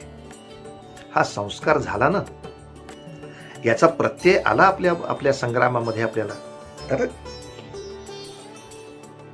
जेव्हा तो कोदंडाला सोडवतो तेव्हा त्याच्या मित्राला खूप त्रास होतो. काय रे, तुला उपास तिथे घडले आणि तुला अंधार कोठडीत जावं लागलं. तेव्हा सगळ्याच देशभक्तांची कैफियत या ठिकाणी देवलांनी आपल्या गीतामध्ये मांडली आहे. त्यामध्ये ते कोदंड असं म्हणतो, अरे हे होणारच असतं आणि हे होतच. जो लोक कल्याण साधावया जाण, घेई करी प्राण त्या सौख्य कैसे. बहुकष्ट जीवास अपमान उपहास अर्थी विपर्यास हे व्हावयाचे. निंदा जनी त्रास अपमान उपहास कारागृही वास हे भोग त्याते. म्हणजे हे होत राहणार रे, आणि या सगळ्या गोष्टीला सांभाळूनच आपण आपलं कार्य पुढे नेटाने न्यायचंय. तर परकीय राजांच्या बद्दल एक राग आणि आमच्या निष्क्रिय अनेक मोठ्या लोकांच्या बद्दलचा सुद्धा राग या नाटकातून व्यक्त करून प्रत्येकाने, अगदा पहारेकऱ्याचं काम करणारा माणूस तो सुद्धा, पण यथाशक्ती तुम्ही अशा देशप्रेमी लोकांना मदत करा, अशा सज्जनांना मदत करा. त्यांनी हे नायक आज ना उद्या विजयी होणार आहेत, हा एक छान संदेश आपल्यापर्यंत शारदा नाटकाने सुद्धा दिलाय. शारदा नाटकातली बाकी सगळी गाणी सगळ्यांना पाठ आहेत. म्हातारा इतुका नाव घे पाऊणसे वयमान वगैरे वगैरे वगैरे. त्यातली करमणूक जी आहे ती आहेच, पण त्यातल्या त्या समस्येची गंभीरता, आणि ती समस्या जर गंभीर असेल तर नुसत्या राजाने नव्हे, राजा मलमपट्टी करणार, मुळातून तो रोग घालवायचा असेल तर धर्मपीठांनी विचार केला पाहिजे. आचार्यांनी आपल्या सर्व शिष्यमंडळींना देशभर पाठवलं पाहिजे आणि गावागावात हा प्रचार करून हा सगळा दुष्ट प्रकार हाणून पाडला पाहिजे. आणि याला आचार्यांचे आशीर्वाद असले पाहिजेत आणि याला सामान्य लोकांनी आपापल्या सामान्य पद्धतीने मदत केली पाहिजे. हा संपूर्ण संस्कार त्या शारदा नाटकाने त्या काळामध्ये समाजाला दिलाय. किर्लोस्करांच्या आणि देवलांच्या नंतरचे अत्यंत गाजलेले नाटककार त्यांचं नाव आपल्या सगळ्यांना माहिती आहे, खाडीलकर, कृष्णाजी प्रभाकर खाडीलकर यांची अनेक संगीत नाटकं प्रचंड गाजली. पण या नाटकांच्या मध्ये सुद्धा ते त्यांचा संदेश फार छान तऱ्हेने देत होते की मानापमान सारखं नाटक जेव्हा आलं, मानापमान नाटकाची कथाच त्यांनी मुद्दाम अशी केली की एक संस्थान आहे, त्याचा एक संस्थानिक आहे, त्या संस्थानाचा कोणीतरी शत्रू आहे आणि त्या संस्थानिकाच्या म्हणजे त्या राजाच्या हाताखाली जे सगळे आता सरदार दरकदार आहेत ते सगळे आता ऐदी झालेत. ऐदी ऐश आराम करणारे, खायला प्यायला मुबलक आहे. म्हणजे त्या काळा पद्धतीनं अनेक संस्थानिकांना जे इंग्रजांचं पेन्शन मिळायचं, इंग्रज तुला नुसतं घर बसल्या पेन्शन देतोय, त्याच्यावरती तुझं जेवण खाण सगळं छान चाललंय, कशाला कष्ट करायचे. आणि असे आपल्या श्रीमंतीमध्ये मशगूल असणारे अनेक सरदार दरकदार हे भारतवर्षामध्ये दिसत असताना त्या संस्थानातला एक अत्यंत गरीब असलेला शिपाई जो आपल्या पराक्रमाने नंतर सेनापती पदापर्यंत पोहोचतो, एक श्रीमंत सरदार असा विचार करतो की आपण आपल्या मुलीचं लग्न या सेनापती बरोबर करून द्यावं, कारण शौर्य ही खरी संपत्ती आहे. नाही तर तुमच्या आमच्या अंगावर लक्षावधी दागिने असून आणि बँकेच्या सेफ डिपॉझिटमध्ये प्रचंड प्रमाणात पैसा असून उपयोग काय. उद्या शत्रूच्या समोर जर लढता आलं नाही तर हे सगळे दागिने आणि ती अख्खी बँक सुद्धा शत्रूचीच होणार आहे. त्यामुळे बँकेत पैसे आहेत किंवा माझ्याकडे दागिने आहेत म्हणजे मी आयुष्यामध्ये सुरक्षित आहे असा गाढवपणाचा विचार कोणीही करू नये. जोपर्यंत आपल्या देशाच्या सुरक्षेची व्यवस्था बरी आहे तोपर्यंत तू बरा आहेस. सुरक्षा व्यवस्था ढासळली की ही सगळी संपत्ती तुझी गेलेली आहे. तेव्हा खरी संपत्ती सुरक्षा आहे. हे लोकांना कळण्यासाठी, याचा संस्कार लोकांवर होण्यासाठी ती अख्खी कथा त्यांनी गुंफली आहे की ती मुलगी श्रीमंतीच्या लाडाने लाडावलेली असते, ती त्या गरीब असलेल्या सेनापतीचा अपमान करते, मी नाही लग्न करणार. आणि जेव्हा तिला ते कळतं, ती रणांगणावर जेव्हा जाते तेव्हा तिला कळतं की शत्रूच्या समोर हे सगळे सैनिक प्राणपणाने उभे आहेत म्हणून आमचे सगळे श्रीमंती विलास आहेत. काय या श्रीमंतीला अर्थ आहे. आणि मग अशा तऱ्हेची श्रीमंती ही खरी अशा गरिबांच्या कल्याणासाठी, गरिबांच्या उद्धारासाठी, आपल्या समाजाच्या सेवेसाठी दिली पाहिजे ही उपरती तिला होते असं ते ऐकून नाटकात दाखवलंय. आणि म्हणून त्या नाटकातली पदं सुद्धा हेतुतः खाडीलकरांनी ती पदं इतकी सुंदर तयार केली आहेत. अर्थात त्या काळातल्या अप्रतिम अशा नटांनी, अतिशय संपन्न असलेल्या गायकांनी ती इतकी सुंदरतेनं प्रेझेंट केली, गायली गेली किंवा सादर झाली की त्यामुळे ती प्रत्येकाच्या मनामनामध्ये घराघरामध्ये ठसली, रुजली यात संशय नाही. पण ती पदं काय सांगत होती तर नुसत्या श्रीमंतांना किंवा नुसत्या सत्ताधाऱ्यांना वंदन नाही करायचं, तर समाजात कोणाला वंदन करायचं. शूरामी वंदिले, या समाजाच्या कल्याणासाठी जे लढत असतील ना त्यांना वंदन करायचं असतं. शूरामी वंदिले, हे शूर कसे असतात. धारातीर्थी तपते आचरती. खाडीलकरांनी काय अप्रतिम शब्द तयार केलाय हो. ज्या ठिकाणी लोकांच्या कल्याणासाठी हे लोक घामाच्या धारा लावतात किंवा रक्ताच्या धारा वाहवतात, असं जे तीर्थक्षेत्र असेल ते कसं असेल, ते धारातीर्थ आहे. धारातीर्थी तप ते आचरती, हे तिथे तप आचरत असतात. आणि सेनापती यश याची बळे, सेनापतीला या सैनिकांच्यामुळे यश मिळतं. खाडीलकरांनी एक फार वेगळा विचार या ठिकाणी आपल्यापर्यंत पोहोचवला. ते म्हणतात, आपण देवाची पूजा करताना जे फूल वाहतो ते दुसऱ्या कुठल्या तरी झाडाचं तोडून आणलेलं असतं आणि ते वाहतो. शूर मनुष्य, सैनिक असलेला मनुष्य, या देशाच्या साठी आपला प्राण न्योछावर करायची ताकद असणारा मनुष्य हे दुसरं कुठलं फूल वाहत नाही. तो आपलं स्वतःच्या मस्तकाचंच फूल भगवंताला अर्पण करतो. अरे इतर झाडांचं फूल अर्पण करणं सोपं आहे, कारण त्याला परत तिथे फूल यायची शक्यता आहे. पण आता हे शिरकमल अर्पण केलं तर या जन्मामध्ये परत हा देह फुलण्याची शक्यताच नाही. मग आपलं शिरकमल अर्पण करून जी पूजा केली जाते ती इतर फुलांच्या पूजेपेक्षा मोठी पूजा नव्हे का. उगाच कुठल्या तरी श्रीमंताने मी 1,00,000 बेलाची पानं वाहीन आणि मी 25,000 सीताफळांनी पूजा करीन आणि मी 5 लाख अमुक पत्रांनी पूजा करीन.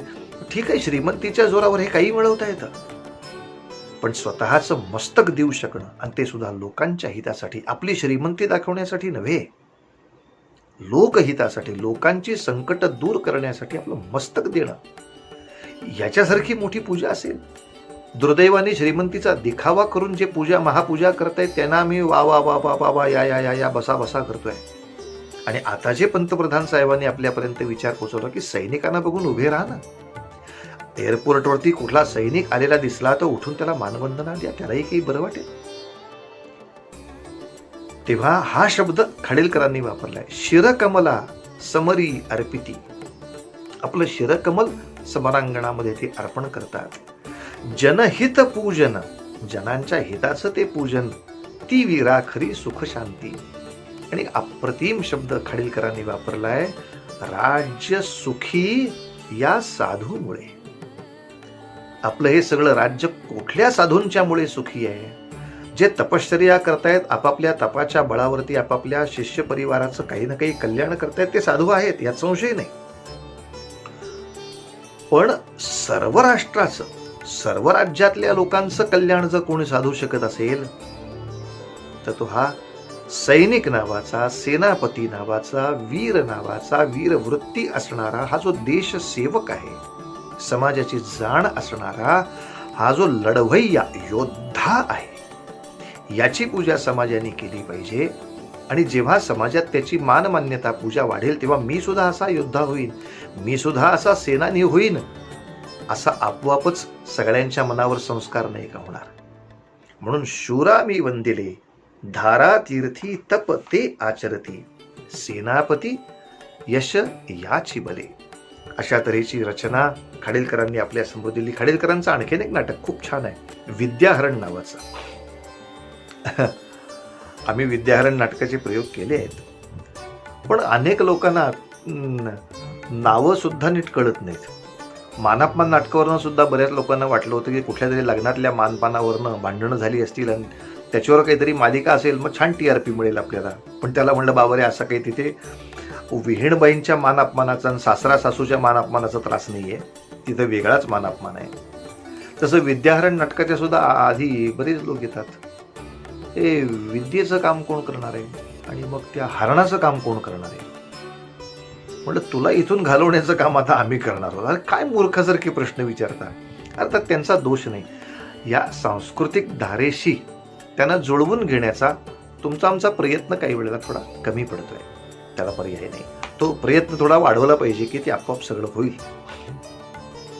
विद्याहरण नाटकामध्ये त्यांनी कथाच अशी घेतली आहे खाडीलकरांनी की भारतीय बरीच मुलं परदेशात जातात, पाश्चात्य लोकांच्याकडनं आज जगाला आवश्यक असलेल्या पाश्चात्य विद्या शिकतात. पण इंग्रजाच्याकडून या विद्या शिकत असताना त्याच्या ज्या इतर नको त्या विद्या पण आहेत, म्हणजे मद्यपान आहे, ते काय नाईट लाईफ प्रकरण आहे, लफडेबाज प्रकरण आहे, म्हणजे हे प्रकरण ते लोक जास्त शिकतात. आणि मग तिथलीच कुणीतरी गोरी मड्डम ते घेऊन येणार आणि झालं समाजकार्य, राष्ट्रकार्य, उपासना, धर्म या सगळ्याला तिलांजली. आणि सुखाने आयुष्य फक्त जगावं, पेन्शन नावावर घेऊन मरावं, एवढाच फक्त आदर्श निर्माण होणार आहे. तर आज आपल्या देशाच्या उत्कर्षासाठी आपल्याला पाश्चात्य देशात जाऊन काही विद्या शिकल्या पाहिजेत, यात संशय नाही, त्या शिकल्याच पाहिजेत. पण त्या आपल्या देश कल्याणासाठी आपल्याला वापरायच्या आहेत, आपल्या फक्त सुख चैनीसाठी नाही वापरायच्या. याचं भान प्रत्येकाला असलं पाहिजे, त्याचं भान असलं पाहिजे. आणि एवढ्यासाठी विद्याहरण नाटक हे महाभारतातल्या एका कथानकावर होतं की तिथे सुद्धा ते कथानक बरोबर तसं वापरलंय की संजीवनी नावाची विद्या जी आहे, जी युद्धामध्ये आपल्या वीर योद्ध्यांना खूप उपयोगाची आहे, ही संजीवनी नावाची विद्या नेमकी दैत्यांच्याकडे आहे, राक्षसांच्याकडे आहे. त्यांचे जे गुरु आहेत शुक्राचार्य त्यांच्याकडे आहे. आणि ती विद्या आपल्याला मिळवल्याशिवाय देवांना विजय प्राप्त होणार नाही, हे देवांना कळतंय. म्हणून देवानी आपल्या बृहस्पतीचा म्हणजे आपल्या कुलगुरूंचा मुलगा कच हा मुद्दाम तिकडे दैत्यांकडे पाठवला, जसे भारतीय लोकांनी आपली मुलं पाश्चात्य देशामध्ये त्यांच्यामध्ये शिकवायला पाठवली पाहिजेत, याचं समर्थन केलेलं हे विद्याहरण आहे. कचाला पाठवला, पण आपल्या विद्यार्थ्यांनी त्या कचासारखं वागलं पाहिजे. तो संजीवनी विद्या मिळवण्याचा तिथे जो अट्टहास करतो, त्यासाठी राक्षस त्याच्यावर अनेक संकट आणतात, पण या संकटातून तो कधी डगमगत नाही, कधी त्याला कापून काढतात. माझे गुरु मला वाचवायला बसलेत ना, शुक्राचार्यांचा मी शिष्य झालोय, मी संजीवनी प्राप्त केल्याशिवाय इथून हलणार नाही. अशी अनेक संकट सोसून सुद्धा आपण विद्या मिळवावी, संजीवनी कचानी मिळवली आहे. मात्र त्याला अलीकडच्या त्या भारतीय विद्यार्थ्यांना जशी त्यांच्या डोक्यातनं ऑफर येते, तशी ती ऑफर त्या कथानकात आहेच. ती खाडीलकरांनी जरा भडकपणे ठळकपणे लोकांसमोर मांडली की शुक्राचार्य कचाला असं सांगतात की माझी मुलगी देवयानी रूप सौंदर्याने गुणाने किंचितही कमी नाही, ती तुझ्यावर अनुरक्तही आहे, तूही तिच्यावर अनुरक्त आहेस, तर मी तिचा हात तुझ्या हाती देतो, तुम्ही छान सुखाचा संसार करा. आत्तापर्यंत तुझा जो काही विद्याभ्यास आहे याच्यावर सगळं आयुष्य तुझं पुढचं छान सुखाने जाऊ शकणार आहे, तर तू या संजीवनीचा नाद सोड आणि देवयानीच्या बरोबर सुखानं संसार कर. तुला सगळी सुख इथं उपलब्ध आहेत, प्राप्त करून देतो मी. अशा वेळेला कचाचा संवाद खाडीलकर असा लिहितात की जोपर्यंत माझ्या देवराज्याच्या सभेमध्ये माझे सगळे स्वकीय आप्तजन बंधुजन खालीमान घालून अश्व गाळताना मी त्यांना पाहतोय, त्या स्वकीयांच्या उद्धाराचं कार्य पूर्ण झाल्याशिवाय मला हे सुखाचे उपभोग घेणं शोभणार नाही. मी आधी माझ्या स्वकीयांना त्यांच्या असलेल्या पराभवाच्या दुःखातून दूर करीन आणि नंतर देवयानीच्या बरोबरच्या विवाहाचे किंवा वैवाहिक जीवनाचे जर जीवनामध्ये शक्य असेल तर उपभोग घेईन, अन्यथा स्वकीयांच्या सुखासाठी मला माझ्या सुखाकडे पाठ केलीच पाहिजे. या ताकदीनं तो देवयानीलाही नाकारतो. तितकंच नव्हे तर दैत्यांच्या राज्यामध्ये मद्यपानाचा प्रचंड प्रसार असतो, तिथे ती प्रतिष्ठा मानली जात असते, ते मद्यपानही तो घेत नाही. आपली स्वतःची उपासनाची आणि अतिशय शुद्धतेची भूमिका तीही कच सांभाळतो. कुठल्याही दैत्यांच्या राज्यातल्या मुलीला तिच्या सौंदर्यावरती भुलून तो आपलं स्वदेश कार्य विसरत नाही आणि ती संजीवनी विद्या घेऊन पुन्हा एकदा देवांकडे येऊन त्या देवांच्या सैन्याला आपल्या स्वकीयांना तो सबळ करतो. अशा तऱ्हेची जी महाभारतातली कथा आहे, तीच कथा वापरून खाडीलकरांनी मुद्दाम ते विद्याहरण नाटक त्या काळातल्या भारतीय तरुणांच्या डोळ्यासमोर एक आदर्श म्हणून उभा केलं.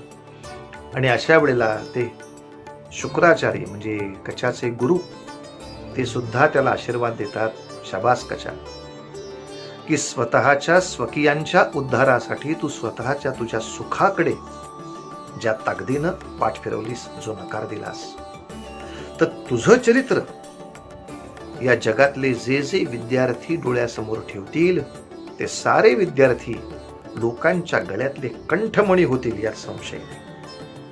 असा माझा तुला आशीर्वाद आहे. खरंच विद्याहरण नाटकामध्ये सुद्धा एक अतिशय स्वच्छ सुरेख असलेली सूचना त्यांनी आपल्यापर्यंत आणून पोचवली.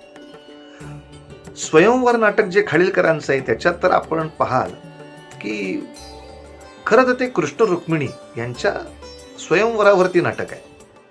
तर याच्यात राष्ट्रकार्य असं काय असणार आहे, राष्ट्रीय संदेश असा काय असणार आहे. तर अनेक त्या नाटकातले संवाद असे जबरदस्त लिहिलेत खाडीलकरांनी की ज्याच्या योगे लोकांना सातत्याने दिसत राहावं की बहुतेक त्या गोपाळ कृष्णाच्या जागी आपलेच कोणीतरी देश गौरव असलेले नेते उभे आहेत.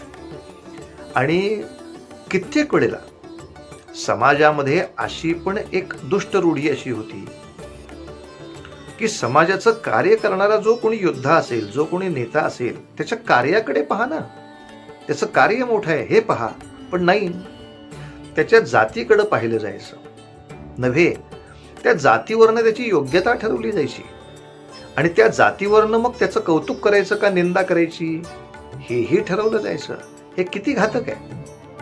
आणि हा वेडेपणा तुमच्या आमच्या मनामध्ये बसू नये म्हणून त्या ठिकाणचं जे भांडण चाललेलं असतं की रुक्मिणी ही राजकन्या आहे आणि तसं म्हणाल तर गोपाळकृष्ण हे त्यांच्या कार्यकाळामध्ये बालपणीच्या काळामध्ये कृषी पालन करणारे आहेत, गवळी आहेत साधे. तर या गवळ्याला असा काय म्हणून सन्मान द्यायचा.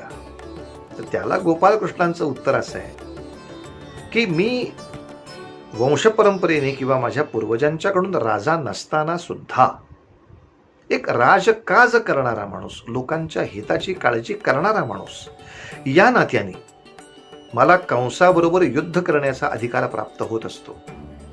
म्हणजे प्रत्येक वेळेला शत्रूशी युद्ध करण्यासाठी कोणीतरी राजा पाहिजे हो, कोणीतरी असा नेता मोठा पाहिजे हो, कोणीतरी असा मोठ्या कुळातला पाहिजे अशी नसते गरज. ज्या स्वतःला असं वाटलं की मी या समाजाचा एक फार महत्वाचा घटक आहे आणि या देश कल्याणासाठी मी माझ्या देशशत्रूशी संघर्ष केला पाहिजे, हे ज्याच्या ज्याच्या मनामध्ये शक्ती स्फुरण होईल तो सामान्य असूच शकत नाही. अशी व्यक्ती असामान्यच आहे, मग भली ती गवळ्याच्या घरामधली असेल. पण गोपालकृष्ण हे कृष्णम वंदे जगद्गुरुम असे जगद्गुरु पदापर्यंत प्राप्त झाले का? ते त्यांच्या कुळावरती अवलंबून नाहीये. त्यांनी बालपणी काय व्यवसाय केला त्याच्यावरती ते अवलंबून नाही. त्याच्या पुढे त्यांनी कर्तृत्व काय गाजवलं, माणसाचं कर्तृत्व पाहावं. हे तुझे वडील काय करत होते मला माहिती आहे, तुमचे आजोबा काय होते, अरे काय करायचे तुला त्याच्याशी, काय करायचंय तुम्हाला त्याच्याशी. माझे वडील आजोबा पणजोबा काय वाटेल ते करत होते किंवा जे काही करत होते ते करत होते, पण याच्याशी माझं कर्तृत्व कशाला जोखता. मी जर माझ्या कर्तृत्वाने काही मोठ्या चांगल्या गोष्टी केल्या असतील तर त्याचा सन्मान आपण करणं हे खूप आवश्यक गोष्ट आहे. समाजाला ती सवय लागली पाहिजे. म्हणून ते गोपालकृष्णाच्या स्वयंवराचं रूपक वापरून सुद्धा अतिशय जबरदस्त प्रभाव त्या ठिकाणी खाडीलकरांनी सांभाळलाय. खाडीलकरांच्या त्या कालखंडातच आणखीन एक नाटक आलं होतं, संन्याशाचा संसार नावाचं. हे वरेरकरांचं नाटक होतं आणि या संन्याशाचा संसार या नाटकात सुद्धा त्यांनी तिथल्या एका कुठल्या तरी मठाचा धर्मप्रमुख हा विवेकानंदांसारखा उभा केला होता.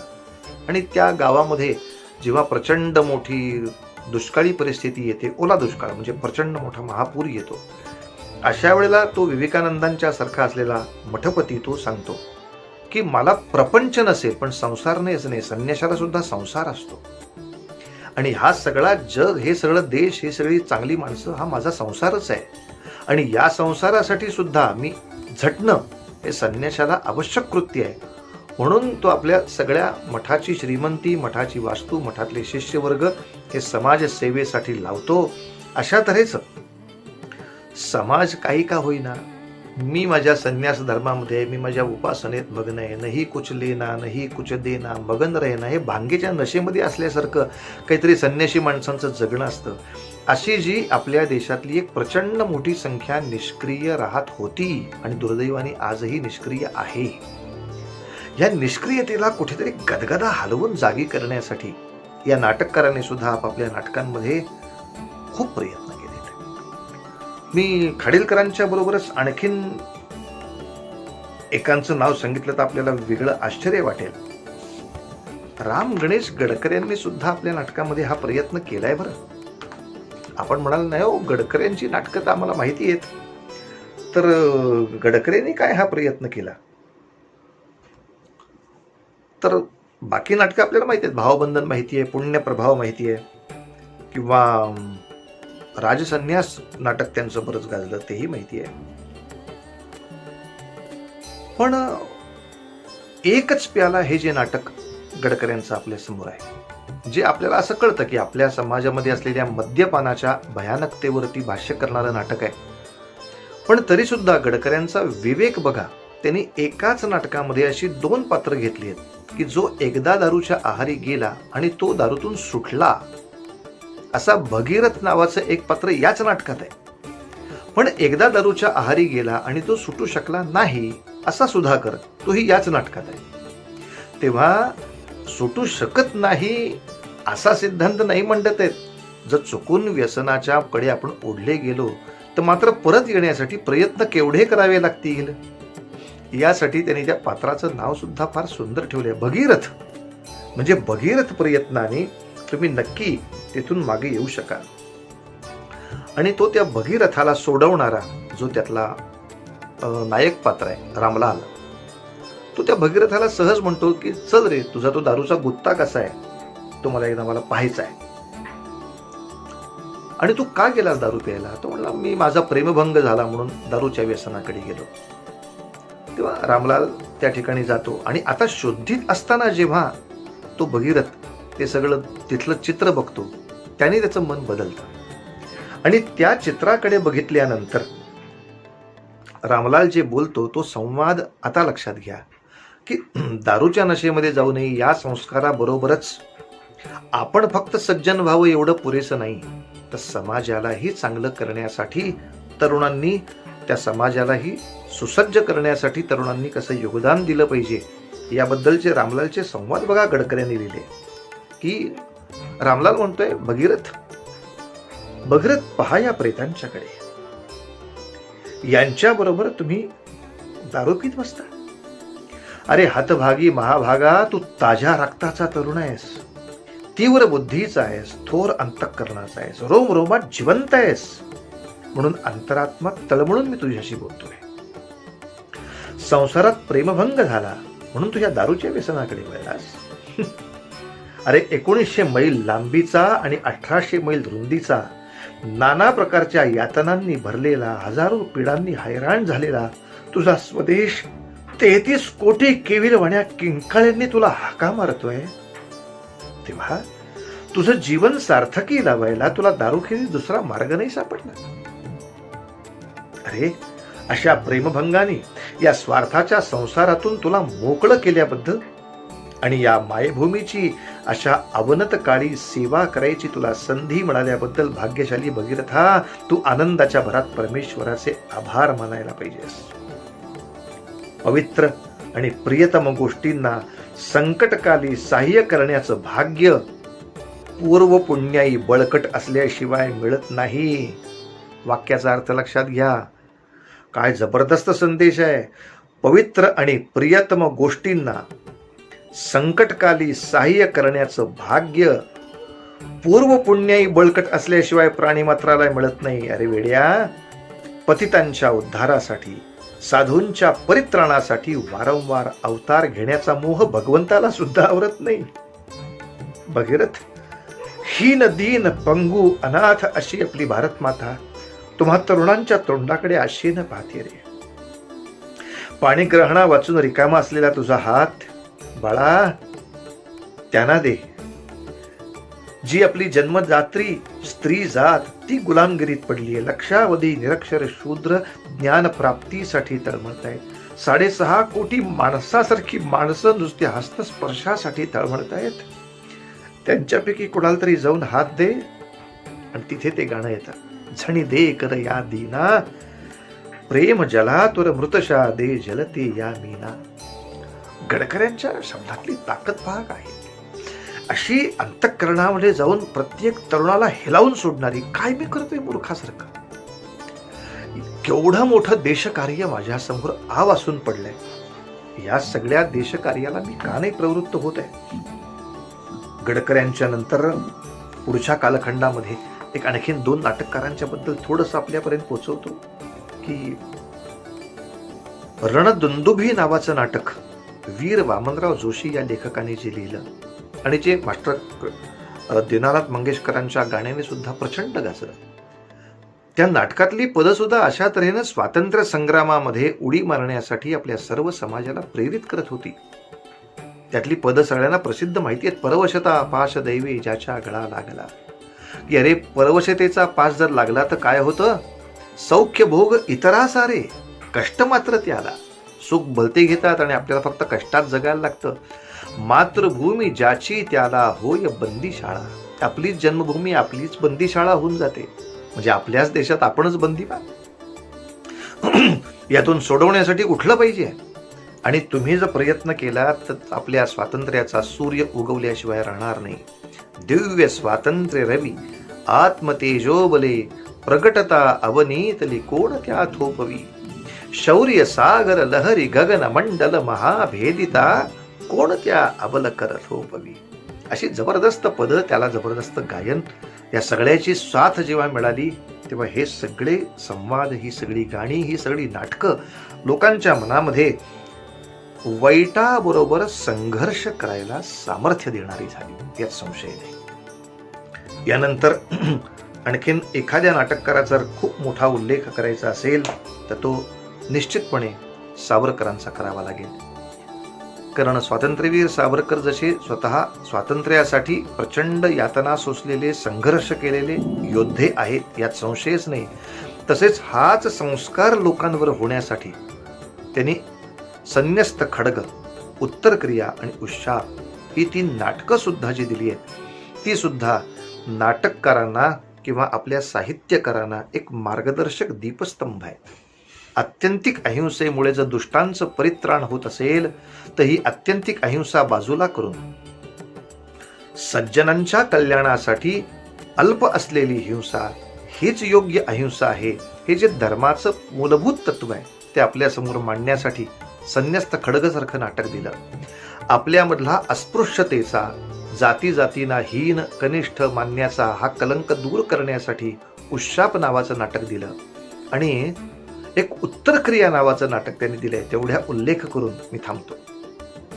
उत्तर क्रिया या शब्दाचा आपल्याकडचा अर्थ इतकाच आहे, श्राद्ध करणं, श्राद्ध पक्ष करणं. पण या उत्तर क्रिया शब्दाचा सावरकरांनी नाटकात एक छान अर्थ केलाय आणि तो तुमच्या आमच्या सर्व समाजाच्या हृदयात घट्ट बसावा अशी इच्छा आहे. तो अर्थ असा आहे की अरे, आपले हे सगळे पूर्वज कशासाठी मेले, तर उत्तरोत्तर आपल्या समाजाच्या, आपल्या राष्ट्राच्या, आपल्या देशाच्या प्रगतीसाठी. ती उत्तरोत्तर प्रगती जी आहे ना ती आपल्या समाजाने साधावी, ती आपल्या राष्ट्राने साधावी. आणि उत्तरोत्तर प्रगतीमध्ये येणारे जे शत्रू आहेत ते सगळे संपवावेत या संघर्षासाठी पूर्वज गेले ना. मग त्या पूर्वजांची ती इच्छा पूर्ण करणं आणि उत्तरोत्तर आपली प्रगती साध्य करणं, उत्तर दिशा पादाक्रांत करणं, उत्तर दिशेचा आपला विजय पूर्ण करणं, ती उत्तरोत्तर प्रगतीची, उत्तर दिशा जिंकण्याची, उत्तरेच्या शत्रूंना संपवण्याची, उत्तर दिशेकडच्या आपल्या सगळ्या विरोधकांना भस्मसात करण्याची ती जी क्रिया, त्याला उत्तर क्रिया असं म्हणतात. काय जबरदस्त वाक्य होती. अर्थात या सगळ्याचा परिणाम आपल्या या स्वातंत्र्य चळवळीत झालाच, पण याही पुढच्या काळामध्ये हा परिणाम राहावा अशी इच्छा तुम्ही आम्ही सगळेच देशभक्त करणार, यात संशय नाही. कारण आपण सुद्धा काही सैनिकांनी बलिदान दिलं किंवा काही समाज सुधारकांनी खूप मोठं कार्य केलं तर त्यांना आदरांजली देण्याचे कार्यक्रम करतो. किंवा कोणी असं या महामारीमध्ये लोकांची सेवा करता करता मृत पावलं असेल किंवा कोणी सीमेवरती युद्ध करताना मृत पावलं असेल, त्याला आपण श्रद्धांजली देतो, त्याची उत्तरक्रिया झाली पाहिजे असं म्हणतो. पण बाबा रे, धार्मिक उत्तरक्रिया ती ठीक आहे, ती ज्याची त्याची अशाची व्हायची तशी व्हावी, पण खरी उत्तरक्रिया कोणती? तर या सगळ्या पूर्वजांच्या मनात ज्या तऱ्हेचं आपलं हे राज्य, ज्या तऱ्हेचं आपलं हे विश्व निर्माण करायचं होतं की जे खडाची व्यंकटी सांडो तया सत्कर्मी रती वाढो, भूता परस्परे पडो, मैत्र जीवाचे दुरिताचे तीव्र जागो, विश्व स्वधर्म सूर्ये पाहो, हे जे एक महान स्वप्न, ज्याच्यासाठी संत महंत असतील, महावीर असतील, योद्धे असतील, डॉक्टर असतील, संशोधक असतील, सगळ्यांनी आपलं योगदान त्यासाठी दिलंय, एका महान अप्रतिम विश्व निर्मितीसाठी दिलंय. ते कार्य यथाशक्ती पूर्ण करण्याचा आपण सातत्याने प्रयत्न करत राहणं ही खऱ्या अर्थाने त्यांना श्रद्धांजली आहे, ही खऱ्या अर्थाने त्यांची उत्तरक्रिया आहे. तर असो, अनेक नाटककारांचा, त्यांच्या काही नाट्य कृतींचा आढावा घेत आपण अंतापर्यंत आलो खरे. तर असं कार्य करणाऱ्या या सर्व नाटककारांना ते संवाद, ते संगीत आमच्या मनात ठसावं इतक्या ताकदीनं आमच्यामध्ये उतरवणाऱ्या ते गद्य नट असतील, ते गायक असतील, त्यांचे संगीतकार असतील, ते नाटक लोकांच्या समोर आणण्यासाठी त्यामागचे जे अर्थ मदत करणारे, पैशाची मदत करणारे निर्माते वगैरे वगैरे वगैरे, त्यांची पोस्टर्स करण्यासाठी ज्या चित्रकारांनी मदत केली असतील, ज्यांच्या कौतुकासाठी लोकांनी रांगोळ्या केल्या असतील, सगळ्या कलाकारांनी, सगळ्या समाजाने जेवढा म्हणून या चांगल्या गोष्टीला पाठिंबा दिला, त्या सगळ्या कलावंतांचे, लोकांचे हे मनापासून आपण या स्वातंत्र्याच्या काळात नक्कीच आभार मानले पाहिजेत. आणि अशा तऱ्हेनंच आपापल्या कलेच्या माध्यमातून या समाजावरचा एक चांगला संस्कार कायम घट्ट ठेवायला संस्कार भारती ही संस्था कार्यरत आहे, कार्य करते आहे. म्हणून या संस्कार भारतीची हाक जेव्हा जेव्हा येते तेव्हा आम्ही आमची खरंच असलेली सुद्धा 4 कामं बाजूला टाकून येत असतो. इतके संस्कार भारती या संपूर्ण संघटनाचे भारतवर्षावरती निश्चितपणे उपकार आहेत. त्या संस्कार भारतीतल्या सगळ्या कार्यकर्त्यांचं, त्यांच्या अधिकारी वर्गाचं खूप मनापासून अभिनंदन करतो. त्यांचंही कार्य खूप मोठं आहे, वंदनीय आहे. आणि माझ्या वाणीला विराम देण्यापूर्वी आपल्या या संस्कार भारती सांगली विभागानं ज्या दोघांना आत्ता सन्मानपत्र दिलं आहे किंवा त्यांना पुरस्कार दिले आहेत, की आपला अभिषेक तिलंग आहे, ज्याला गायनाबद्दलचा पुरस्कार मिळाला आहे. शास्त्रीय संगीत, नाट्यसंगीत, भक्तिसंगीत नाही, सिनेसंगीतामध्ये सुद्धा तो प्रवीण आहे. आणि म्हणून कैलासवासी गुरुवर्य मटंगे बुवांचा स्मृती पुरस्कार आपण त्याला दिला. आणि तसंच आपला केदार सांभारे, ज्यांनी हार्मोनियमवर साथ संगत करत आणि एकल वादनामध्ये सुद्धा म्हणजे सोलो परफॉर्मन्समध्ये सुद्धा खूप चांगली प्रगती केली आहे, खूप चांगलं नाव कमावलं आहे. त्याला पैगंबरवासी मोहम्मद हनीफ मुल्ला यांच्या स्मृतीप्रित्यर्थ त्यांच्या स्मृतीचा जो पुरस्कार आपण मुद्दाम दिला. त्यामुळे या 2 कलाकारांचं आणि अशा तऱ्हेनं या कलाकारांना उत्तेजन देण्यासाठी, पुरस्कार देण्यासाठी ज्या लोकांचं सहकार्य त्यामध्ये आहे, अशा सगळ्यांचं या व्याख्यानाच्या निमित्तानं छोटंसं अभिनंदन करतो. या सगळ्या तांत्रिक महामारीच्या आणि काळामध्ये आपण तंत्राचा थोडासा आधार घेऊन हा समारंभ साजरा करतो आहोत. तरीसुद्धा इतकं प्रदीर्घ माझं बोलणं आपण इतका मोठा काळ ऐकून घेतलं म्हणून आपलेही सगळ्यांचे मनापासून आभार मानतो. आणि असंच प्रत्येक कलावंतानी आणि त्या कलावंताला पाठिंबा देणाऱ्या सगळ्या लोकांनी सुद्धा समाज हितासाठी कला, समाज सुखासाठी आपल्या सगळ्या साहित्याचा, कलेचा सातत्याने वापर करावा. आपली व्यक्तिशः कलेची उपासना आणि अध्यात्माचीही उपासना सुरूच ठेवावी, चालूच ठेवावी. आणि त्याचबरोबर जेवढं म्हणून प्रबोधनाचं, समाजाच्या उत्थानाचं कार्य असेल, त्या कार्यामध्ये सुद्धा आपला मोठा हातभार ठेवावा. नवयुवकांना शस्त्रसज्ज करून शासकीय सेवेमध्ये घुसून किंवा ह्याच्या पुढच्या कालखंडात राजकारणामध्ये सुद्धा घुसून हे सगळं विश्व मंगल करण्यासाठी एक प्रचंड मोठी इच्छा, स्फूर्ती, प्रेरणा, स्रोत आपल्या सगळ्या युवकांनी व्हावं, आपल्या सगळ्या कलावंतांनी व्हावं, अशी इच्छा या ठिकाणी व्यक्त करतो आणि माझ्या वाणीला इथे विराम देतो. तुझ वंदन गान शारदे, तुझ वंदन गान शारदे, वंदन वाढो निशिदिनी हे स्वर वंदन, वाढो निशिदिनी हे स्वर वंदन गान शारदे, तुझ वंदन गान शारदे, गान शारदे, गान शारदे, तुझ वंदन. धन्यवाद. माननीय श्री चारुदत्त आफळे यांचे मनपूर्वक धन्यवाद. कलेमधूनही संस्कृती आणि देशभक्ती कशी जपता येऊ शकते याचे सुंदर मार्गदर्शन आज आपल्याला माननीय श्री चारुदत्त आफळे गुरुजींनी केले. संस्कार भारती पण ह्याच विचारांनी वाटचाल करते. कार्यक्रमाच्या शेवटाकडे येऊन श्री प्रसाद दातार यांना मी विनंती करते की त्यांनी आभार प्रदर्शन करावे. त्यानंतर लगेचच पसायदान होईल आणि कार्यक्रमाची सांगता होईल. धन्यवाद. कुठलाही कार्यक्रम यशस्वी करताना अनेक जणांचे हातभार लागतात आणि कार्यक्रम उत्कृष्ट होतो.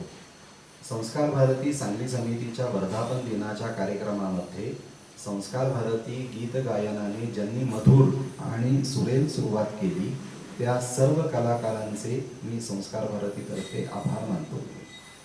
संस्कार भारती सांगली समितीचे माजी अध्यक्ष डॉक्टर प्रसाद केळकर हे या कार्यक्रमास उपस्थित राहिले, त्याबद्दल संस्थेतर्फे मी त्यांचा आभारी आहे.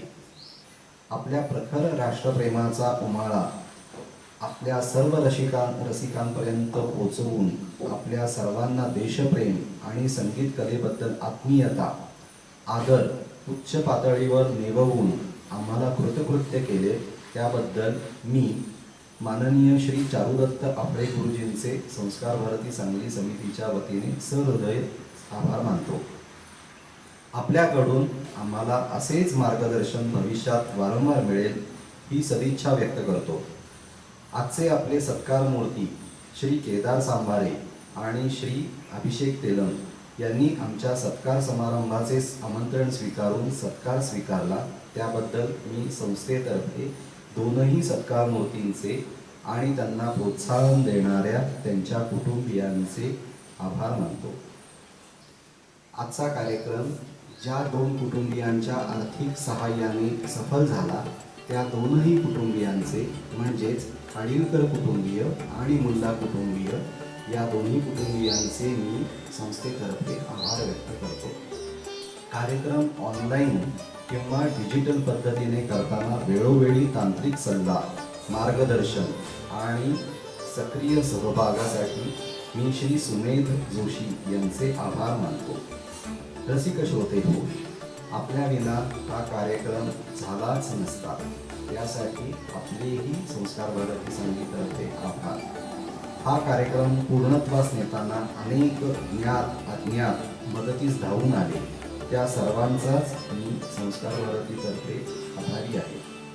कार्यक्रमाची सांगता आपल्या गोड गळ्याने पसायदान गाऊन करणार आहेत त्या सौ गीता दातारांचे संस्कार भारतीतर्फे मी आभार मानतो. पसायदानाने कार्यक्रमाची सांगता होईल.